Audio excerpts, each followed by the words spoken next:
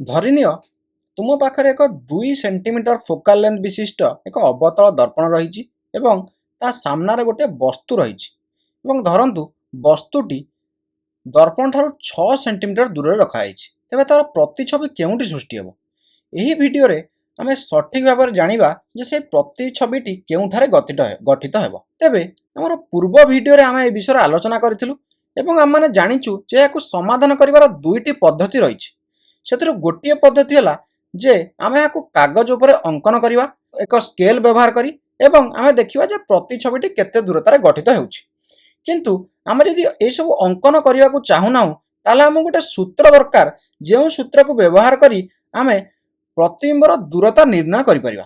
ତେବେ ସେହି ସୂତ୍ରଟି କାହା କାହାକୁ ନେଇ ରହିବ? ଦେଖନ୍ତୁ, ସେ ସୂତ୍ରଟିରେ ବସ୍ତୁ ଦୂରତା, ପ୍ରତିବିମ୍ବ ଦୂରତା ଏବଂ ଫୋକସ୍ ଦୂରତା ରହିବ।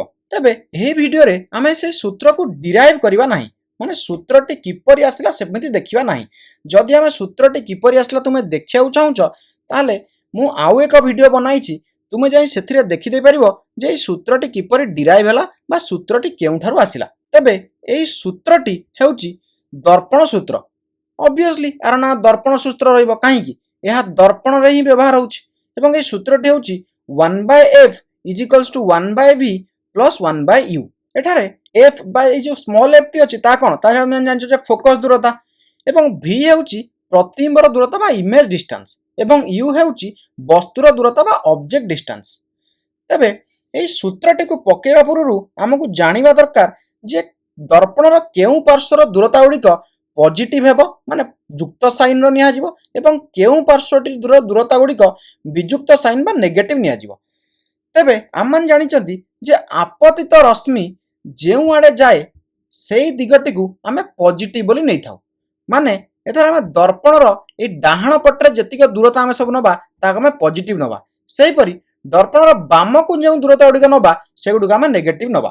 ତେବେ ତୁମେ ଯଦି ଏସବୁ ଜାଣିନାହଁ ତାହେଲେ ମୁଁ କହିବି ଯେ ତୁମେ ପୂର୍ବ ଭିଡ଼ିଓ ଗୁଡ଼ିକ ଦେଖି ଏଠାକୁ ଆସ। ସେଥିରେ ଆମେ ବିସ୍ତୃତ ଭାବରେ ଆଲୋଚନା କରିଛୁ ଯେ ଏହି ଯୁକ୍ତ ଏବଂ ବିଯୁକ୍ତ ସାଇନ୍ ଆମେ କିପରି ନେବା।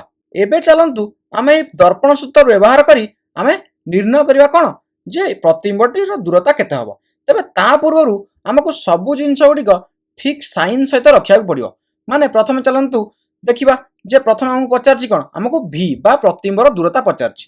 ତେବେ ୟୁ ଇଜିକାଲ୍ କେତେ ହେବ? ୟୁ ହେବ -6 ସେଣ୍ଟିମିଟର। କାହିଁକି? ଦେଖନ୍ତୁ, ଅବଜେକ୍ଟ ବା ବସ୍ତୁଟି ଦର୍ପଣର ବାମ ପାର୍ଶ୍ୱରେ ରହିଛି, ତେଣୁକରି ତାର କ'ଣ ଆସିବ? ମାଇନସ୍ ସାଇନ୍, ତେଣୁକରି ତାହା ହୋଇଗଲା -6 ସେଣ୍ଟିମିଟର ବା -6 ସେଣ୍ଟିମିଟର। ସେହିପରି ଫୋକାଲ ଲେନ୍ଥ କେତେ ହୋଇଯିବ ବା ଫୋକସ୍ ଦୂରତା କେତେ ହୋଇଯିବ? ତାହା ହୋଇଯିବ -2 ସେଣ୍ଟିମିଟର। କାହିଁକି? ଏହା ହେଉଛି ଏକ ଅବତଳ ଦର୍ପଣ ଏବଂ ଅବତଳ ଦର୍ପଣ କେସ୍ରେ ଫୋକସ୍ଟି ଦର୍ପଣର ବାମ ପାର୍ଶ୍ୱରେ ରହିଥାଏ, ତେଣୁକରି ଫୋକସ୍ ଦୂରତା ଏଠାରେ ଯିବ -2 ସେଣ୍ଟିମିଟର।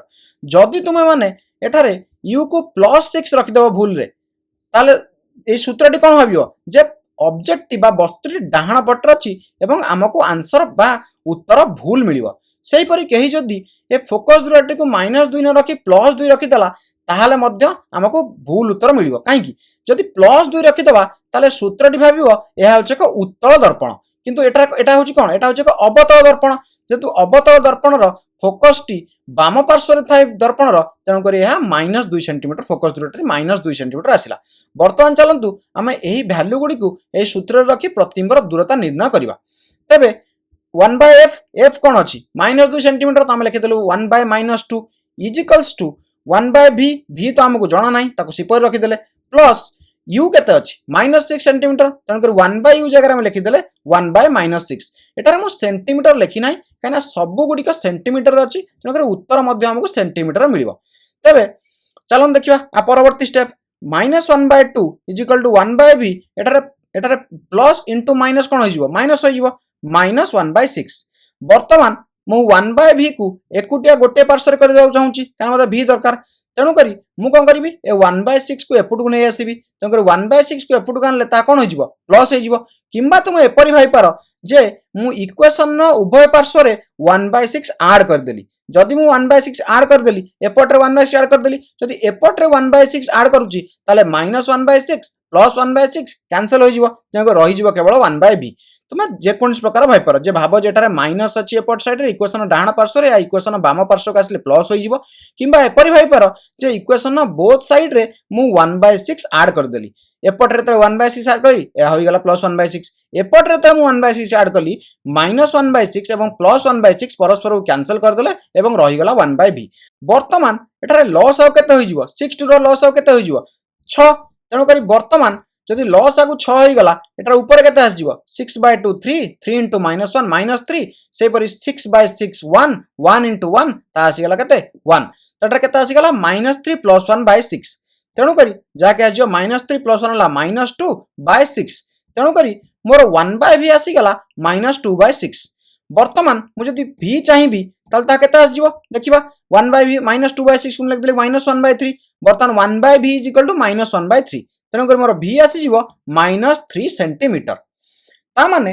बर्तमान ए जो प्रतिबिंबटे मोर सृष्टि हेबो यह दर्पण रो बाम रे सृष्टि हेबो काहे कि एटार साइन देखंतु कोन आछि विजुक्त साइन माइनस माइनस माने कोन यह दर्पण रो बाम पार्श्व रे अछि तेणु करी प्रतिबिंबटे मोर केउठा रहि जिवो प्रतिबिंब मोर एही स्थान रे होई जिवो काहे कि एटा मते 2 सेंटीमीटर दैछि एवं एहार प्रतिबिंबर दूरता केते 3 सेंटीमीटर तेणु करी प्रतिबिंबटी मोर एही स्थान रे सृष्टि होई जिवो एही वीडियो रे हमें दर्पण सूत्र व्यवहार करी किपरि प्रतिबिंब दूरता निर्णय कले ताहा हमें देखिले।